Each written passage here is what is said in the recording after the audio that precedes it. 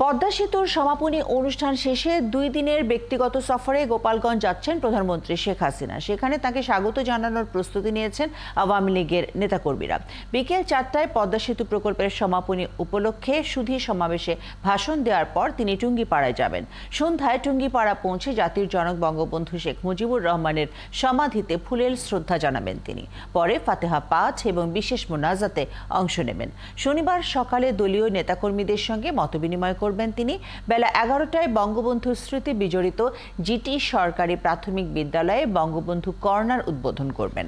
দুপুর 12টায় নবনির্মিত টুঙ্গিপাড়া মাল্টিপারপাস পৌর সুপার মার্কেট পরিদর্শন করবেন। বিকেল 4টায় সড়ক পথে ঢাকার উদ্দেশ্যে রওনা হবেন। দর্শক, এই নিয়ে আরো খবর জানাতে গোপালগঞ্জ থেকে যুক্ত হচ্ছেন সহকর্মী আজিজুর রহমান রনি। রনি, এই মুহূর্তে আপনি যেখানে আছেন এলাকাটার নাম বলবেন এবং প্রধানমন্ত্রীর সফরকে ঘিরে কি ধরনের প্রস্তুতি দেখছেন, বিশেষ করে নেতাকর্মীরা কি বলছেন?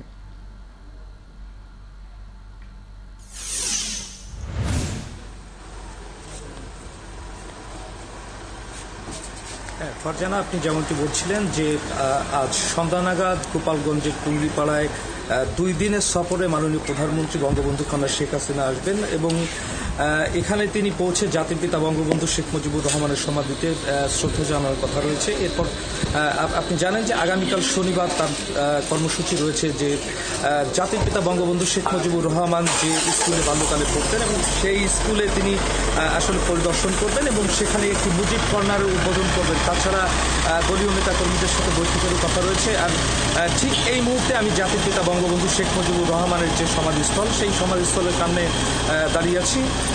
আপনি জানেন যে মাননীয় প্রধানমন্ত্রীর এবারের সফরকে ঘিরে একটা টান উত্তেজনা মানুষের মনের মধ্যে কিন্তু এক ধরনের আনন্দ কাজ করছে এবং গোটা টুঙ্গিপাড়ার যারা নেতাকর্মী রয়েছেন এবং সাধারণ মানুষ রয়েছে তারা সবাই আনন্দিত যে মাননীয় প্রধানমন্ত্রী আসবেন। তাকে শুভেচ্ছা জানানোর জন্য কিন্তু সব ধরনের প্রস্তুতি নিয়ে রেখেছেন স্থানীয় যে নেতাকর্মীরা রয়েছেন। এবং তাছাড়া আপনাকে যদি মাননীয় প্রধানমন্ত্রীর এবারের সফরের নিরাপত্তার বিষয়টি বলি, তাহলে গোপালগঞ্জের জেলা প্রশাসনের পক্ষ থেকে সব ধরনের নিরাপত্তা ব্যবস্থা জোরদার করা হয়েছে। আমি জেলা প্রশাসক কাজী মাহবুবুল আলমের সঙ্গে কথা বলেছিলাম।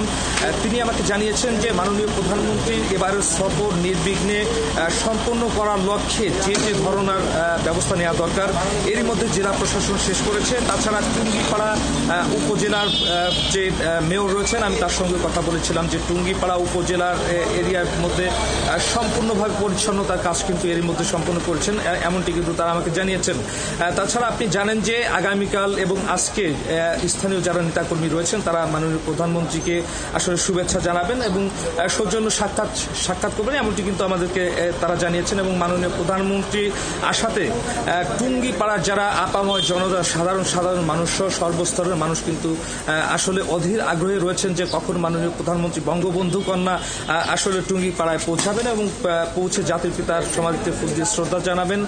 তাছাড়া জাতির পিতার যে স্মৃতি বিজড়িত যে স্কুলটি রয়েছে সেই স্কুলে তিনি পরিদর্শন করবেন এবং সেই স্কুলটিকে আসলে আপনি থাকুন আমাদের সঙ্গে, আমরা পরবর্তীতে নিশ্চয়ই আপনার সাথে আবারও যুক্ত হব এবং খবরাখবর নেব।